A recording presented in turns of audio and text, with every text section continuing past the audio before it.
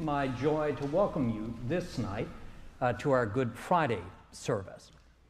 This service may be a little different than Good Friday services you have experienced in the past. This is a sensory service, and I would urge you, as the readings go on and as we have the organ play between the readings, would urge you just to close your eyes and let the words and the story wash over you.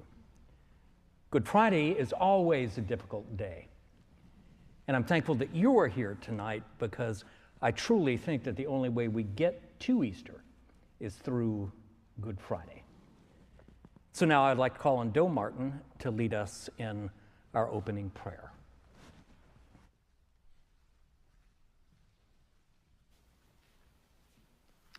Please join with me in the opening prayer. A cradle and a cross, and between these two, a life. Bethlehem and Jerusalem, and between these two, a joyful birth and a sorrowful death, of one who kept sensitivity and compassion alive and real. Guiding God, tonight let us feel the surge of that life, the beauty of that love, the pain of that cross we've helped to construct. And let us not turn away, O God, of all hope, as you embrace our breathless sorrow. Amen.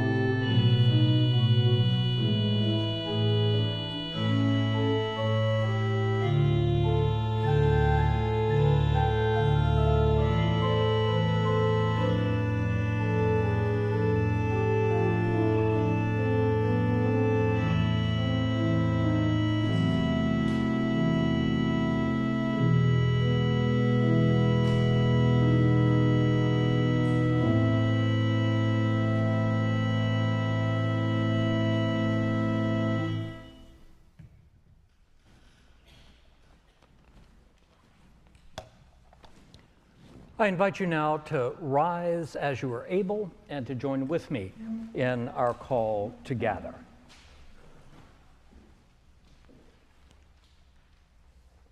On this most faithful and fate-filled night, we reach the climax in the unfolding drama of the life and ministry of Jesus.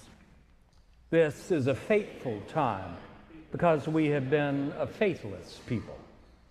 We've been too much like the innkeeper who could find no room for Jesus in the inn, and the rich young ruler who could find no room in his life for Jesus' radical teachings, and even Herod, who could not find room for Jesus in his oppressively structured world. This is a fateful time because we have been a faithless people.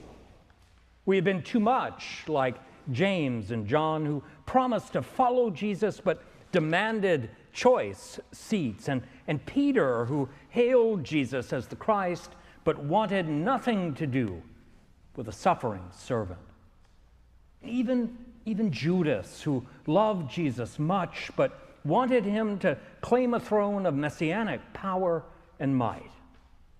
This is a fateful time because we have been a faithless people. As we recall a cross of our own construction, we remember all of the crosses we have shunned to be safe and secure, untroubled and unmoved. Grant us the grace, O God, to follow this one who was faithful unto death, that we might be faithful to him in life, this day and all days. Amen.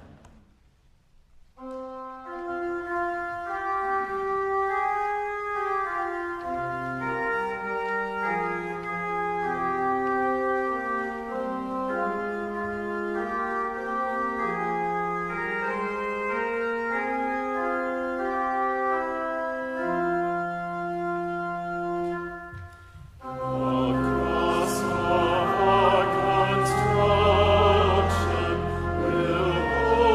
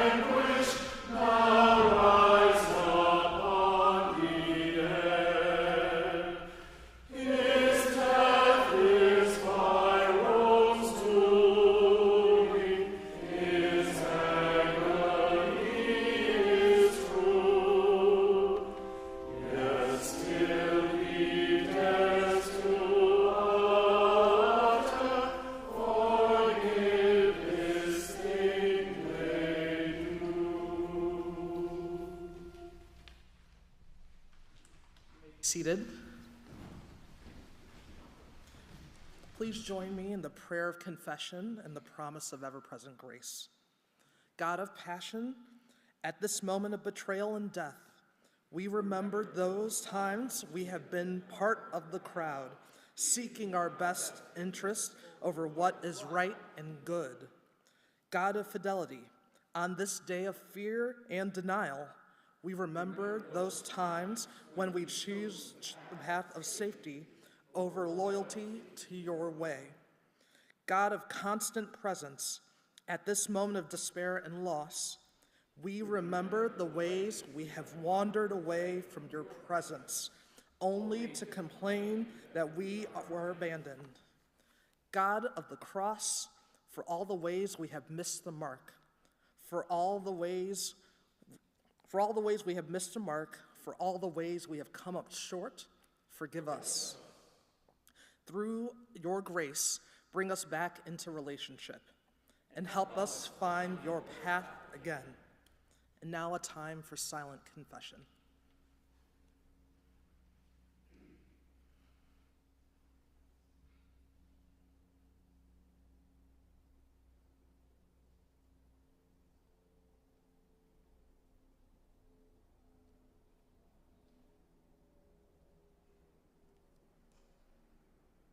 Even in the face of betrayal and rebellion, even in the face of death and denial, even in the face of fear and despair, God's grace knows no bounds. So know this to be true. You are deeply and divinely forgiven.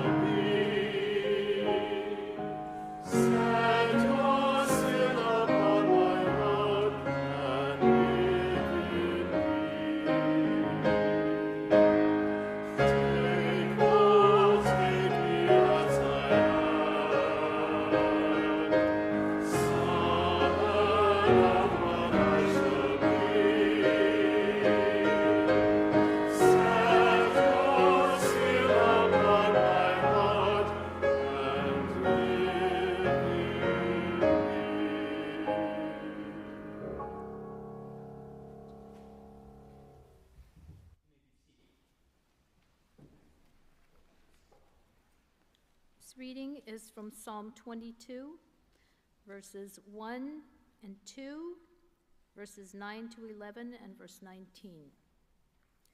My God, why have you forsaken me? Why are you so far from helping me, from the words of my groaning?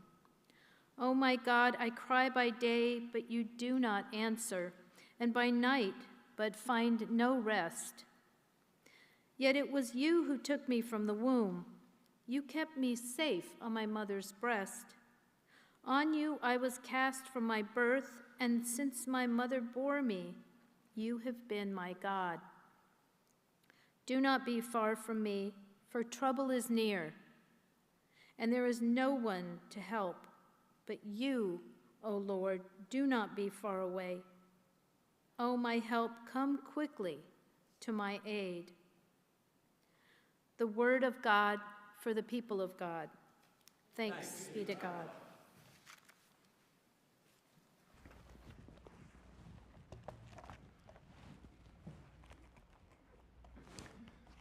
Stephanie Hertmans, the author of the book War and Turpentine, once made the following observation.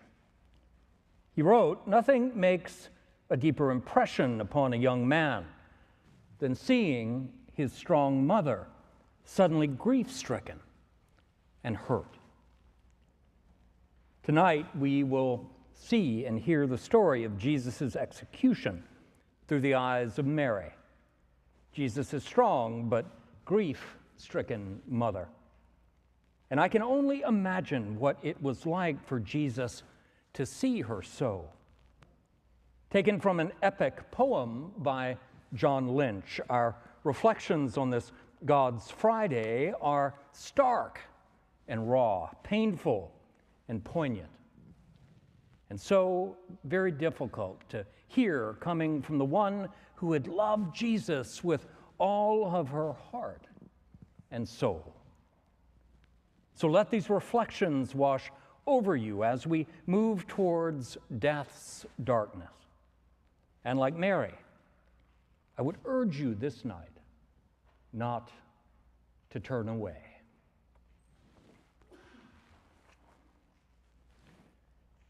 We have grown so used to looking on a crucifix. We have seen so many crosses, delicate and cut in ivory, and holding up the white Christ placed in his proper proportions. We have seen so much of symmetry and carven wood, and we have come so many times to find Jesus in a shrine. We have worn this on our breasts and have clung to it and have gone to sleep beneath it for a prayer and waked again. And we have known him crucified. His head is upright, and he stands tall upon a solid ledge with his arms extended and with dignity. And it is good for us to shape him in such meaning and to leave the stark remembrance covered in the years as once the darkness closed in upon a plainer and more painful sight. We could not bear to see. No more than others, older, nearer to his day, could bear the naked horror of a cross.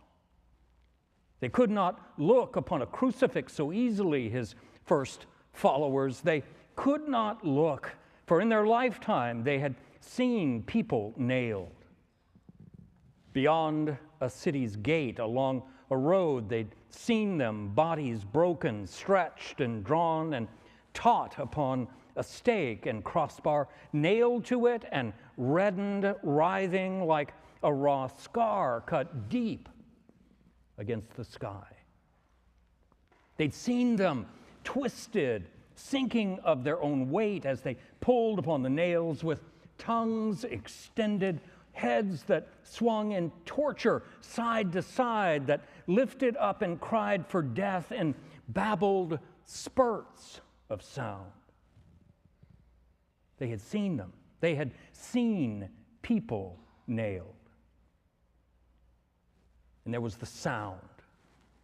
This sound of hammering that filled the ears of all who were present that day, a thudded bang that reminded all that this was a death the Romans gave to slaves. This was a death that held contempt and pain and shame, all fastened in one great spreading gesture, set bleeding there.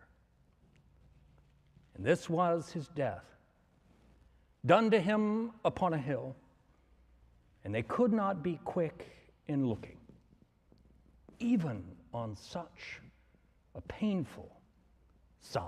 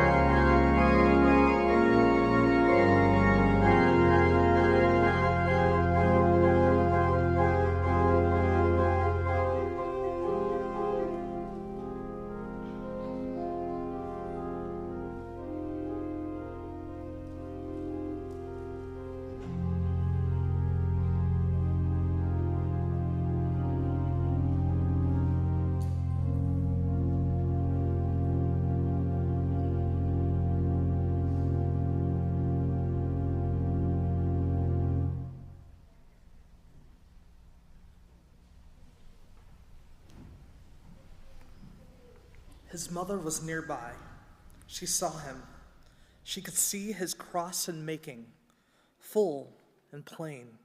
So near her eyes could find no shield, nor lesser sight, nor any refuge from the full perceiving, had her love been frailer to have searched for it. She saw him, staring, near enough to fill all needs she had that could be filled, and near enough to fix in her a locked intensity of rigid pain that raised forever, lost and lonely, ultimates the only he knew, in her sharing heart. His knees were twisted now, drawn athwart, the body quivering along the black beam laid upon the earth. He was not still. They held him there until the long first spasms died down, and they could tighten the cords again and stretch his arms down to the hand that was not nailed and pry the fingers open. She could see, and then the sound again, the iron beating, and the twist and squirm and shaken answering in all of his form that lay beneath them. And suddenly there, before her, was the rigid trinity of hammered endings. There was no return now, no time, nor places further ahead. He was nailed in his hands forever now, past restoration, nailed and nailed and nailed. His hands that could not fall, nor open, nor reach for her. She could see them, shut in iron, useless, shattered legs for his hanging.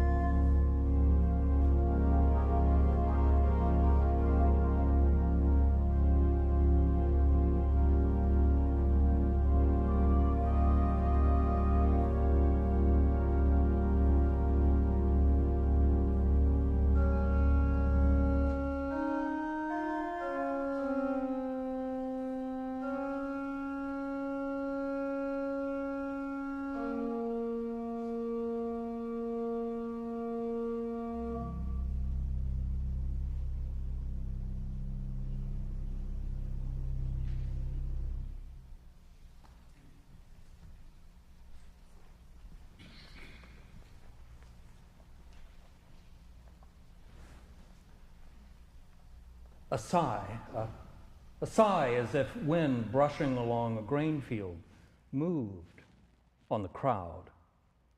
And underneath the heat, the hill was murmurous, and crying came, and shouts broke out again. And from afar, more answering. They'd raised him on his cross, She knew that. She could feel this swift response and knew before her eyes had opened that he was hanging there in the sky. She saw him so and bore the impact of him on her soul forever. She could see he was unfurled for shame and marked in silhouette above the world's edge, and they saw him now as she carried him within her in a secret held behind the beating of her heart. She knew. She knew now that he was uplifted, taken from her like a wound that had been hidden in the years, all open now and clear for full revealing. This was her love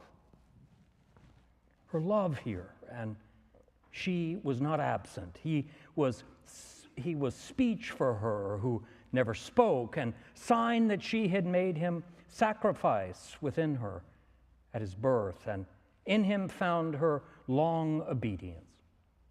This was the measure of her part, her own Gethsemane. Watching in the nights at Nazareth, the lonely pain, the depth beneath her eyes, her solitude, he was uplifted, now flung against the sky and fixed immovably. And she could now lift her head and look on him as they were looking too. She could see him now above her, mounted, for he was plain upon his cross. But only she could find the dark rememberings and what had not been once forgotten in the years. She saw the spittle wet upon his face, the bruise still dark where they had struck him. She could find his tattered knees that marked the soil and streaks of dirt upon him, left there from the reeling moment when he sprawled along the cobbled road. She saw the scorn, the grime of it all, degrading, the contempt, the loathsomeness of him. She heard them laughing at his twisted feet and quarreling about some robe they'd stripped from him since they had nailed him past the use or need of it. And calmly, certainly in simple knowledge as a mind might see its thoughts, she knew that he was very God, a very God, yet still her beloved, broken, bruised child.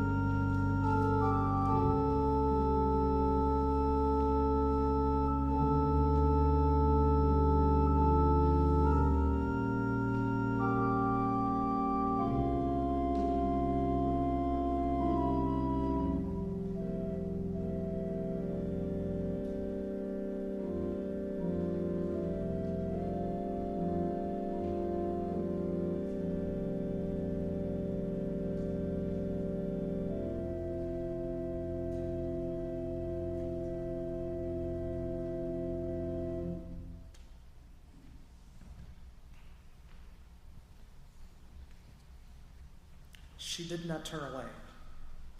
The one thing that we know of her is this: she did not turn away, nor fail before him for an instant.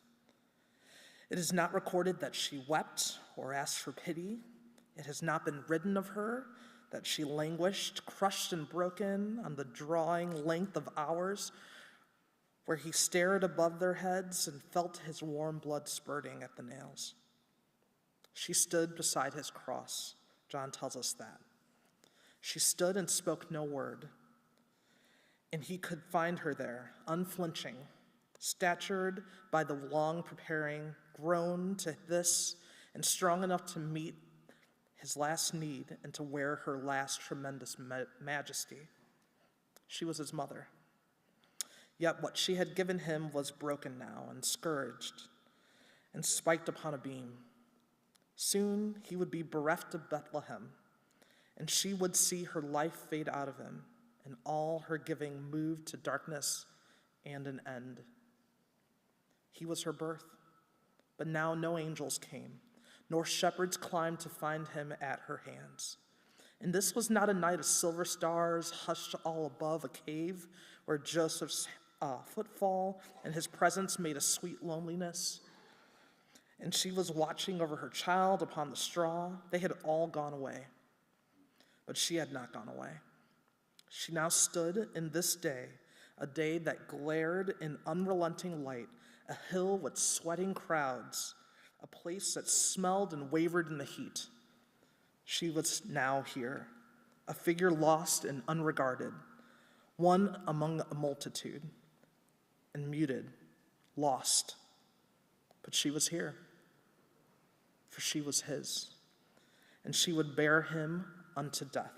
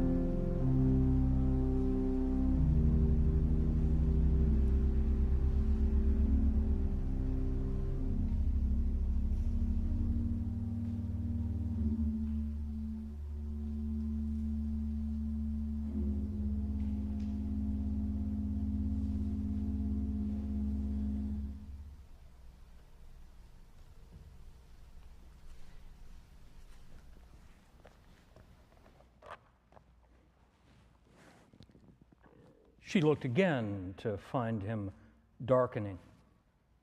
The wounds were thicker at his hands and old and bleeding like fruit too long beneath the summer sun.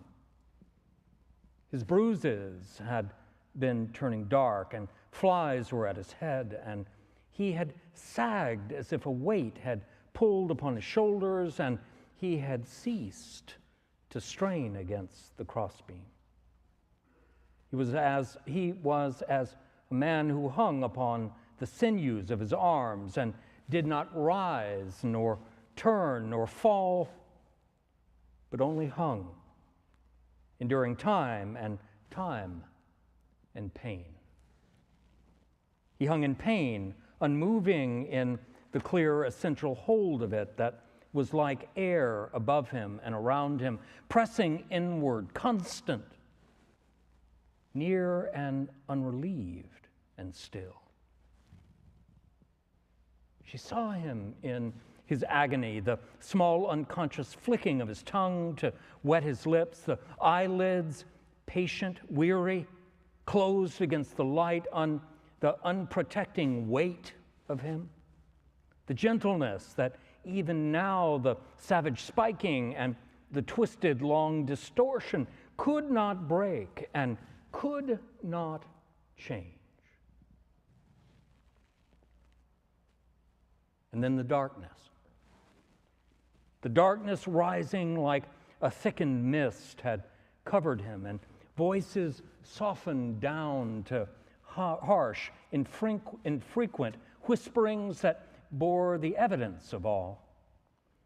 They felt the rumbles of an unquieted earth beneath them, and the sky was altered, and the monstrous threat of evil moved upon it like a fear, and huge, enormous dread lay clouded on the world. He was now a figure, lonely, lost, aloof upon its cross.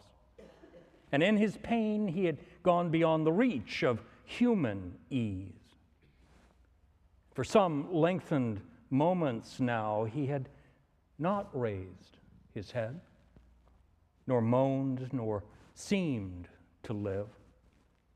He was lifted up, and he was so broken and so torn. He had not moved, but then his breath was gasped in sudden need. His breast heaved, laboring. His arms were tightened, and his bended face was swung and tortured upward to the dark. He cried, and he cried aloud, and she heard him sob in jagged pain, as if he had lost his very soul and was crying in anguish from the rims of hell. My God, why have you forsaken me? How much and of what lengths of dreams and hopes and sorrows, of what plans and destinies laid deep beneath the slow repeating years and guided up to this, their pinnacle and their end. What laughter sounding in the summer sun, what race and tumult of a young boy's gladness, what of glimpses and perceivings opened suddenly to pain, what ache of childhood reaching out to her. What of prayers and departures and tears and laboring? And what of the gain and triumph carried on his breath and summoned forever? Only she who was silent, so silent, only she could know. And what of love? He said he had come to perfect. Yet now she heard his words, formed by quiet gasps. She heard his consummation, and he was no more.